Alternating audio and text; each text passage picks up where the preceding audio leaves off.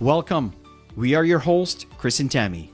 In this podcast, we dive into the mindset for networking strategies and skills you'll need to build a solid foundation to build a global business. We've built a multi-million-dollar business and have mentored thousands of people around the globe in the last 25 years. There's 4 phases in network marketing, and you need to be mindful of the phases. With phase 1, excitement, phase 2, the disappointments, and then you get into that phase 3, and that's the phase where most people will change direction, where either they're going to stay the course and go towards a success, or on the other hand, they'll turn around and phase off to something else and thinking it's going to get better somewhere else. And the reality is nothing ever gets better, because the reason why, again, you got into these phases is just a repeated cycle.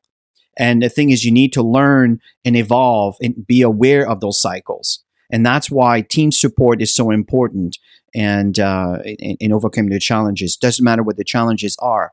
But the point is, be mindful of the challenges and use the challenges as an opportunity to learn new skills to become better as to what it is that you were trying to do that got you into the challenge, for you to go to the next step.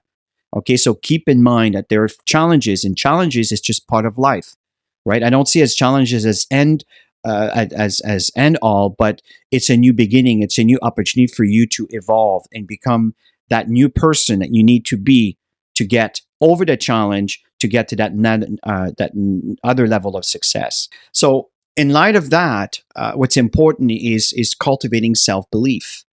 Right? Again, what we're doing, Tammy and I here, is we're covering the basic principles, right? We talk about self-belief and confidence we're talking about network marketing. And then we're also talking about the strategies for boosting self-confidence and managing self-doubt. How do you overcome all of this? How do you deal with that? Well, here's a slide that really represents it. Tammy can express her thoughts on that. Absolutely. And the key is to get out of your comfort zone.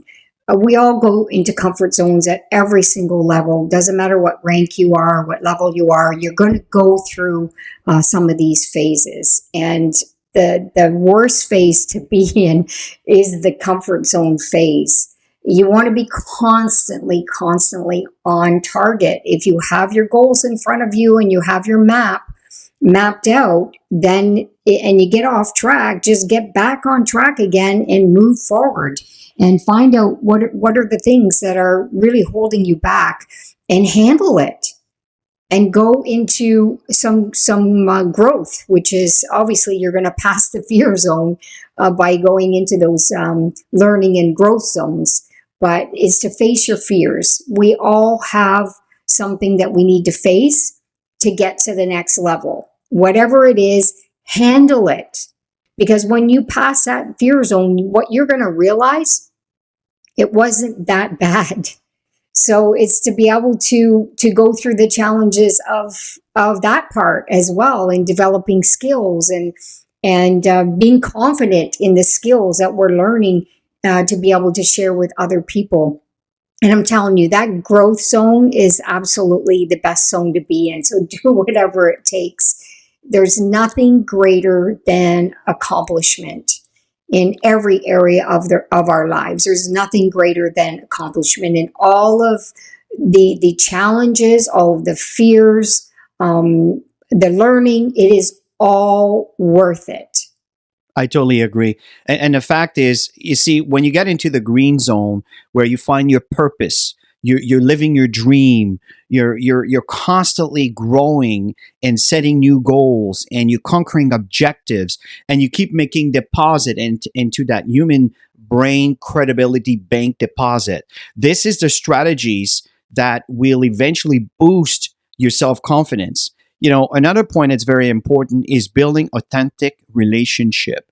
Very important. Not just business and money relationship, but real relationships. And 3 tips, in building that relationship, it's really to have this active listening, right?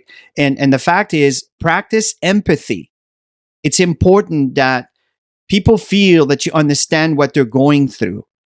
Be fully present when someone speaks to you. Take your cell phone and put it away. turn it off, put it in your bag so it doesn't disturb you. Turn the sound off and be fully present. And also ask open-ended question, right? Don't just ask question that will require a yes or no answer, but the kind of question that will get them to explore, that will get them to share a bit more information about what their thoughts are in a certain situation, or how they feel about a certain event, or how they feel about a product, right? So you want to have open-ended question, not closed-ended question, which really ends with a yes or a no, right? And that's how you can take that time to really build the relationship. There's nothing greater than watching other people evolve personally. And of course, to be comfortable, to know that that you're taken care of financially. That's a big thing. To have that security is very, very important, especially for women, right? So it's to build all of that up and to help people overcome some of the challenges that they might have. And then, of course, the digital world, Chris, leveraging digital.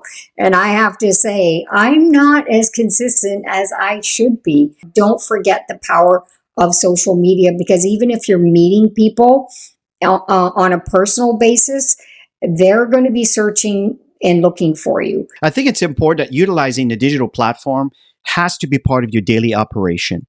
And the fact is, it's consistent effort and persistence that will get you to these critical moments to cross that bridge where you had challenges, to be able to get people coming your way. And also, you need to schedule your interaction on social media. If you're only shooting from the hips and do it whenever you feel like it, you will get some traction, you will get some results, but not as well as if you are scheduling a time frame where you're constantly posting something at a certain time at a certain day of the week. And people eventually, if let's say they like what you do, and they're building an interest in what you're talking about, well, what's going to happen is it's going to create an audience that will expecting. It's like you watching series at a certain time and a certain day.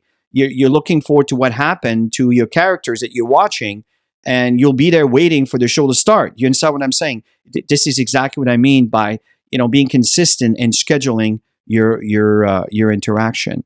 Yeah, and the next step is recognizing achievements. No matter what the achievement is, everybody needs that recognition. So it's to celebrate people, social media, celebrate them on social media, celebrate them in person, celebrate them when you come together as an event. You'll notice that people will do more for other people than they'll do for themselves. And so make sure that you're spending the time recognizing that. And as we end this, the call to action and support. So we encourage your team to implement what you've learned and support each other. But what's important is you need to support each other, right? And you need to implement events to be in line with their goals and their dreams. And we recommend to work on every single aspect that we're sharing with you, and do trainings within your team specifically on each item, because you want to help people evolve and grow, give people ideas, and they'll expand on their creativity. They'll be excited that you're taking the time for them to give them these little nuggets that are going to help them overcome some challenges they might be having in this specific area. So spend the time with your people, make sure that everybody's growing and evolving, and keep dancing, you guys. So everybody listen, thank you for spending the time to listening to our training. Bye for now.